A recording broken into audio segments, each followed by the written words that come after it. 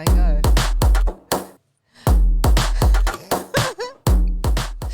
Hi and welcome to another episode of DAWNCast, where we shine the light on stories that matter. Hi, I'm Lee. And I'm Cathy No. And today we've got Aleem Ali, CEO of Welcoming Australia, joining us from across the border of Queensland, which is not very welcoming at the moment, I believe. We're not allowed to be there. You closed the border. Well, I haven't personally closed the border, but our government has. Yes, we're trying to, stem the flow of COVID-19. I'm allowed to leave. I just can't really come back. So okay. So welcome to DAWNCast, and thanks for giving us your time to share with us what is Welcoming Australia about. That's a great question. We're a national not-for-profit organisation and movement who ultimately, focused on advancing a more welcoming and inclusive Australia, and an Australia where people of all backgrounds, regardless of what that background is, have equal opportunity to belong and to contribute and to thrive. And so we do that through a range of different means, but that's really why we exist as an organisation. How do you find the whole Black Lives Matter movement? Because this whole idea of being welcoming is very pertinent in this time. So what's your views on that? Yeah, absolutely. I think it's really important. I think, the argument, against that movement is that all lives matter. And yes, of course, all lives matter. But really, we would suggest and we would argue that if that was the actual case in practice, then injustice wouldn't exist in our society. And we live in an amazing country that has in many ways built its success on being welcoming and inclusive, but we also have a lot of work to do as well. And I think it's important that we can have those conversations. And so part of our focus, as an organisation, we're not an Indigenous organisation, but we're certainly an ally in that work and in that movement. And so we certainly also support the statement that Aboriginal lives matter, Aboriginal and Torres Strait Islanders, and a lot of our work is also focused on bringing First Nations and First Peoples together with new and emerging communities to have cross-cultural engagement and conversation. So you've spent 20 years seeding and mentoring the development of leading initiatives in social enterprises that advance welcoming and inclusive communities. How did that all come about? What brought you into that space? I'm not really sure. Other than good bread, I grew up in a household that was multifaith, interfaith, multicultural, intercultural. So I would go to the mosque on Friday, often with my dad, and I would go to Sunday school or be sent to Sunday school at the local Baptist church by my mum. Wow. So my first name and my last name is Arabic, Aleem Ali, but my middle name is actually Sean, which speaks to my heritage. So, hello, Sean. Yeah, that's right. So I think part of it is just in my makeup, in growing up in a household where my dad's Muslim and his father was an imam or a Muslim priest, and my mum is Christian. And so that seemed relatively normal as a kid growing up until I went to school and realised very quickly that I was probably quite different from the other kids. But being inclusive and welcoming has been very much part of my life from since I was born, really. So you were born in Brisbane, Queensland? Yes, I was born in a little suburban seaside town just north of Brisbane called Redcliffe. Yes, I think I know. Spent a lot of my youth there. Spent a bit of time in Melbourne and in Sydney, but a lot of my time in southeast Queensland. So how much do you think your parents, the upbringing, with that multi-faith in your family shape you in then, obviously creating this initiative called Welcoming Australia? How much of that played an influence in that decision? Yeah, I don't think it was directly involved, but it certainly has shaped me as a person. It's how I grew up. We grew up very much amidst multicultural communities with really diverse faiths and views, and a willingness to be able to bring what appeared to be competing views together, and I guess very much challenged a lot of the stereotypes that people have of different cultures and different faiths. So for me, that's very much part of who I am and what I do. And so whether that's working in and with Indigenous communities, or working with recently arrived migrants and new communities, or working with what we call receiving communities, established Australian communities, inclusion and welcoming is kind of, just part of who I am. What do you find the most rewarding as part of your job? Because welcoming people is such a beautiful thing, but can you tell us maybe a moment in time when you were like, oh my God, like this is why I do what I do? Oh gosh, there's so many. Yeah, and I'm sure. Probably I'm probably privileged to see them almost daily. But I think when people who don't, and this is what is so fabulous about your platform, but when people who don't often have an opportunity to have a voice get that opportunity, and they're able to share their story and where they're coming from and what they've been able to do and contribute, and other people hear those stories, is always very rewarding.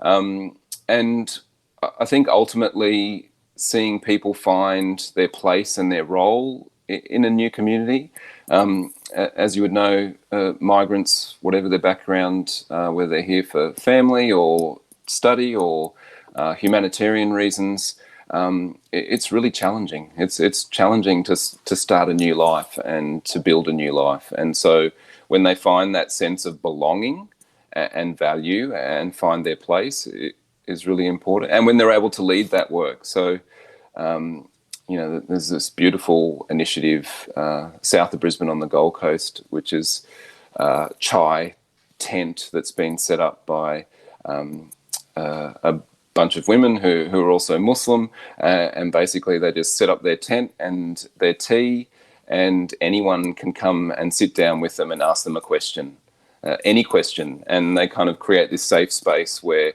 people who may not have ever met a woman from a Muslim background, or met someone who wears a hijab or looks different, or they have a perception of living quite a different life, they're able to just sit down with them, have a cup of tea, and just go, so tell me about this. Is this true? I've heard this on Facebook. Is that really the case? And it's just such a beautiful example of new and emerging communities being able to kind of lead their own sense of value and belonging in a community, and to be able to take that community that they're now living in, I guess, on that journey with them. So is that project part of Welcoming Australia, or is it something that you've heard just on Facebook? Or it's part of a partner organisation. We partner wherever possible. We're quite a small organisation who work on the Gold Coast and do some really interesting work in the community. Why Welcoming Australia? What made you create that? I can't take the credit for that. We used to be called Welcome to Australia, so there's a little bit of a story there. But Welcome to Australia as an organisation first started back in 2011, around the time that I guess the debate, the political debate, the media debate around refugees and people seeking asylum was particularly toxic and I guess quite divisive. And our founder, Brad Chilcott, literally woke up one morning and saw on the news an image of a young woman holding a sign at a protest.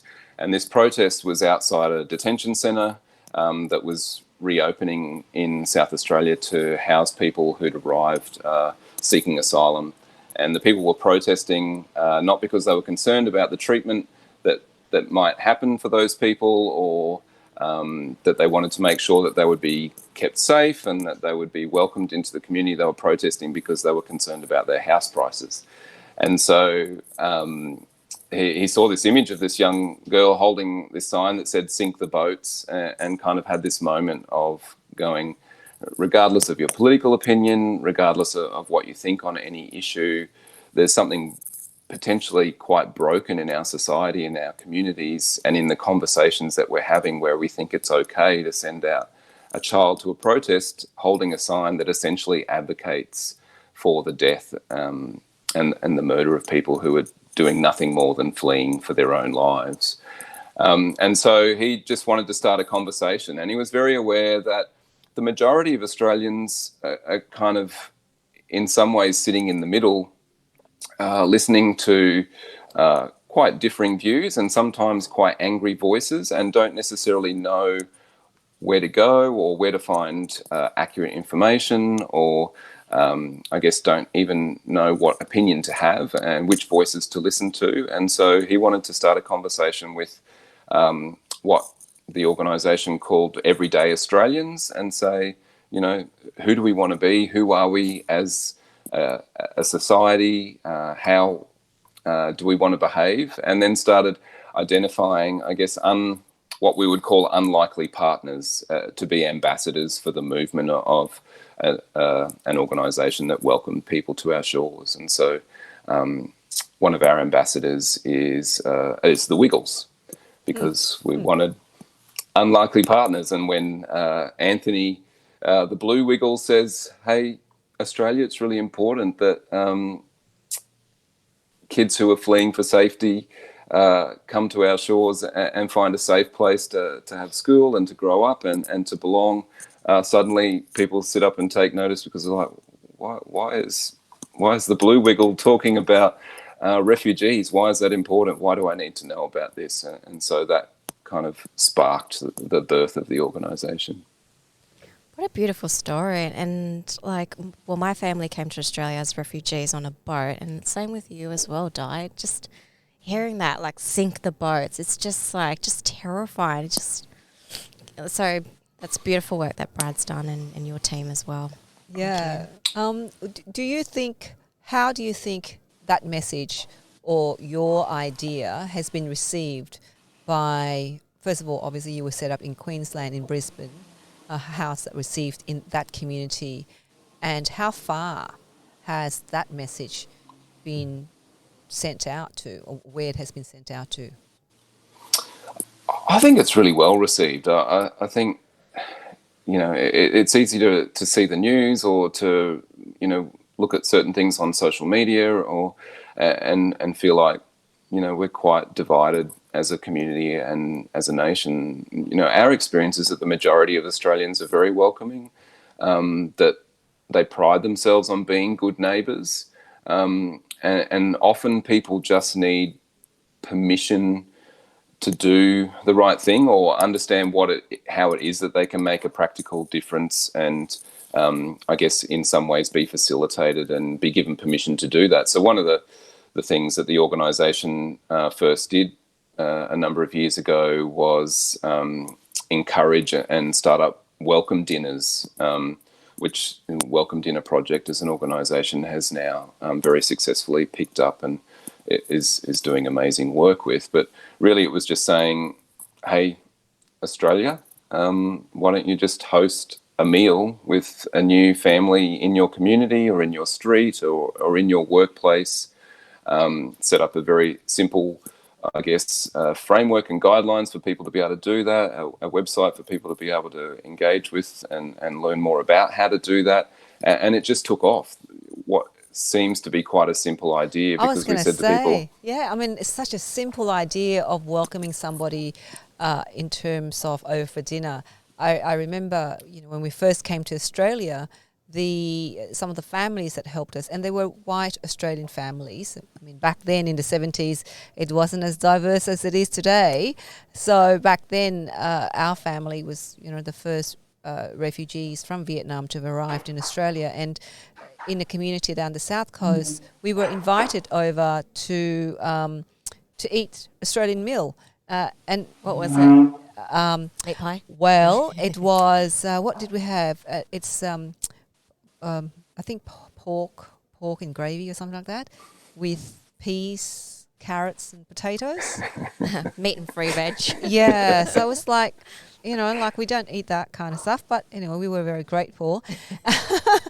But it was just that that welcoming approach, welcoming, embracing us, and to now we need to have an initiative to get people to think like that again. It's quite interesting. It's beautiful, but the people connect through meals. They do, Yeah. yeah. But I'm just saying, like, Absolutely. yeah. But I'm just saying we need to have that initiative to remind people that that's what they need to do. You know what I mean? Like, it's not. It's so simple. Yeah, but it's no longer automatic. Like, it's not something that's innate. Like, it's something that you would do normally. Because everyone gets Uber Eats. Yeah, that's true.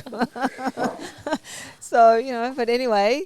Yeah, and I think, I mean, over the years, various things have been done. I mean, families have been matched together by government programs, but sometimes it is that case of saying, hey, here's something really simple and practical that you can do.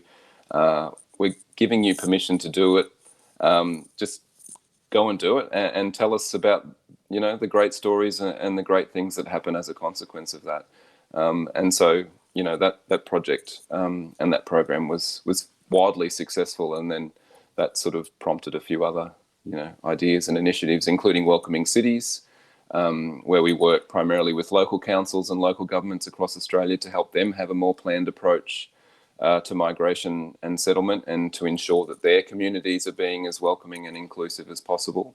And that's really taken off as well. We've got nearly 50 local councils across Australia who are part of that, who, in terms of their populations, represent nearly or just over 30% of the Australian population. So I think there is a really something in us that says, we do want to be welcoming, we do want to be better, we do want to be good neighbours, and sometimes we just have to take people on that journey.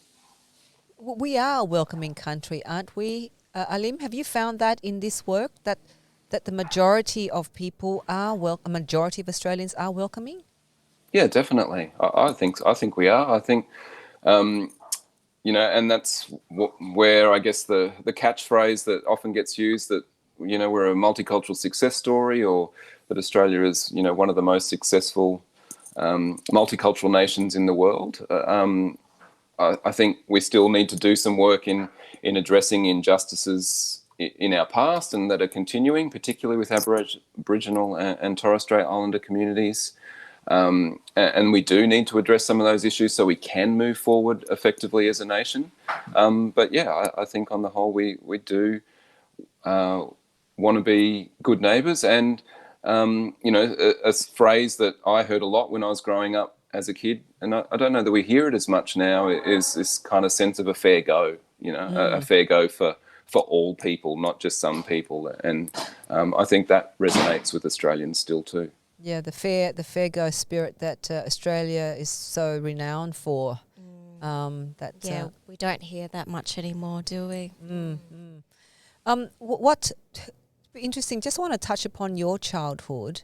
What was it like growing up? I suppose I could say it biracial, or biculture, in Queensland in particular. I was a Queenslander, New South Wales, Melbourne, Victoria, we're more of a very multicultural society and communities, but Queensland, and being, your mother in particular as well, how did she experience having a family, a multi-faith and multicultural family in Brisbane, in Queensland? Yeah, I think on the whole it was great. I think Brisbane and Queensland's growing up. We're getting there slowly. Very slow. Very slow. No.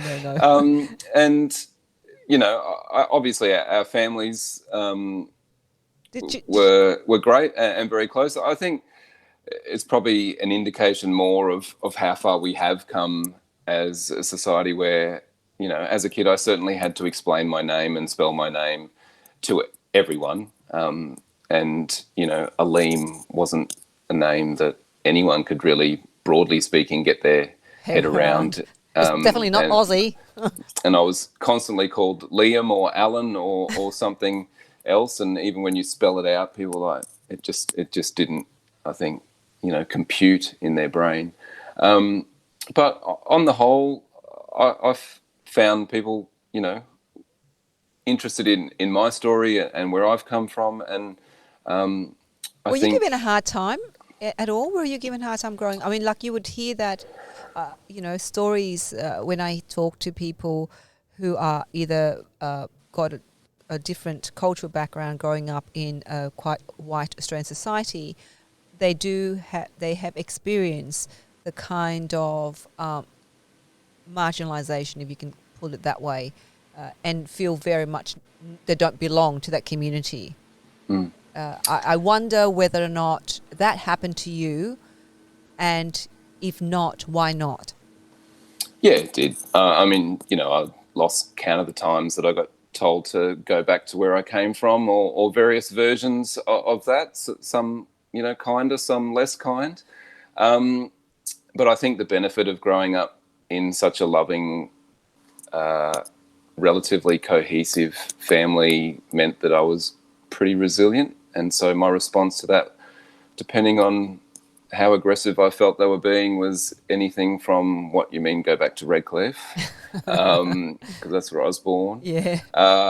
through to just ignoring them, or, trying to have a more, I guess, deliberate conversation about why they thought that was okay. So yeah, absolutely. It was something that kind of just pervaded my childhood. I think the fact that it has decreased significantly is a testament to, even though we've got some way to go, how far we have come as a society and a community and a nation. But yeah, absolutely, it was certainly challenging, but I think again it was just probably testament to my childhood and the way that my parents raised me. But my dad, I remember, used to tell us this beautiful story about his dad, who was, as I said, a Muslim priest. So my dad grew up in Fiji, also quite a multicultural society, but in some ways quite divided between Indian population and the Fijian population. When he was a kid, he was invited around to his friend's house, and they literally killed the fattened pig, and had cooked it and had served that up to him. And he's a Muslim, and so to eat pork is not something that he was raised to do. So he raced all the way home, and his dad said to him, well, "What are you doing here?" And he said, "Oh, they served pork. I can't eat pork." And he said, "You go back there and you eat it. Those people are poor. That they've served up Wow. to you what is for them their most prized and important thing, and so they obviously value you as a guest." And he said, "You know what? God's all right. God will forgive you for eating pig, but what is more important is that you accept their gift and that you build a relationship with these people." And so Wow. I always remember that story because I just think That's your we, grandfather's yeah, wisdom. Wow. yeah, That's yeah, powerful. Yeah. yeah. Do you know how powerful that story was, Alan? Because can you imagine, some of the Muslim community that who will be tuning in, listening to this, saying that what you would eat pork, to me that's an amazing and very inclusive story. Oh yeah. I think sometimes not just I'm not saying Muslims, but overall as a society, we're just so fixated on following the rules and the books, everything black and white, but we forget to think about the human side of things and the context around it. And I found that story really beautiful because it's about, that's their greatest gift for you. So then the gift that you can give back is to accept it. Yeah. I remember, I know I'm sidetracking a bit here, but food. I love food, as you can. We love food here, and I was in India. This was ages ago, and on a project, on a scholarship, and I went into the slums area, and I was told before I got there that you must not eat the food in the slum area because otherwise you'll get so sick, right? So you can't eat the food. So I went to the slum. I don't know if anybody has I ever haven't been been to to the India. slum in India. It's like they were living among piles and piles and piles of rubbish. This is probably Western rubbish that's got dumped into India. Like it's just like homes were underneath all of this, and you can smell the rubbish as you walked in. But I had to visit this little school, so I walked into this little school, and all these little kids walked out, and they were learning like concrete floor, and like they looked so poor, and just like it's a rubbish dump, right? Yeah. So I stayed there, and it's lunchtime, so they're about to serve food. And I thought, oh my God, I can't eat this food. I can't eat this food. And so they were giving the plate. And this little girl came up and gave me a plate of their dal. And I thought, I have to eat it because really, I'm not above these beautiful, gorgeous kids. So I sat there and I ate with them, right? Mm. And of course, I had I was so sick. I think a few days later, I was sick like anything. But anyway, I at least I shared a meal with them, and I felt like I was one of them because I'm not above them. And that, that story from your grandfather is about, it's beyond the religion, your religious beliefs and that cultural beliefs. It's about interaction and connecting with another human being. So yeah, anyway, I told you I got sidetracked. It's such a beautiful story. I got to tell it. Yeah, well, it's very similar, and I haven't actually heard of that story before, so I think that was really lovely. Yeah, so it's very, very. Anyway, so how do you think? Where do you think welcoming Australia is going to be beyond 2020? Now that all our borders are closed, What's next for you? what's next?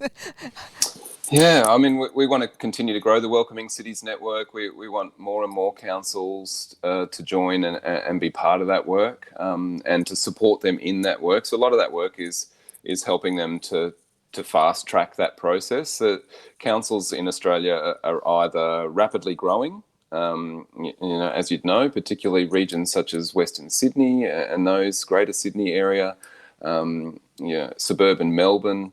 The levels of growth and urbanisation that those councils are going through, and trying to ensure that they maintain their social cohesion and continue to advance that is really important. But on the flip side, nearly 45% of communities in Australia are grappling with economic and population decline. Regional and rural councils, and with the closing of our borders, that issue won't diminish in any way, and they're trying to attract people to their communities, even within the context of COVID-19, so that their economies can continue to grow, and that their schools can stay open, and that they can continue to thrive as well. So there's a real, I guess, a challenge in our country where there's two very different stories that are happening, and we're trying to work within both of those contexts, and then we're also looking at other areas. Sport obviously has had to shut down in the last period of time, but it is a great way for communities and families to build connection and to be part of community life. And so we've been working with sporting codes and clubs to help them build their frameworks around welcoming and inclusion, and ensure that the clubs in their communities are increasingly more representative of the people in that community, and that they exist to support and to serve.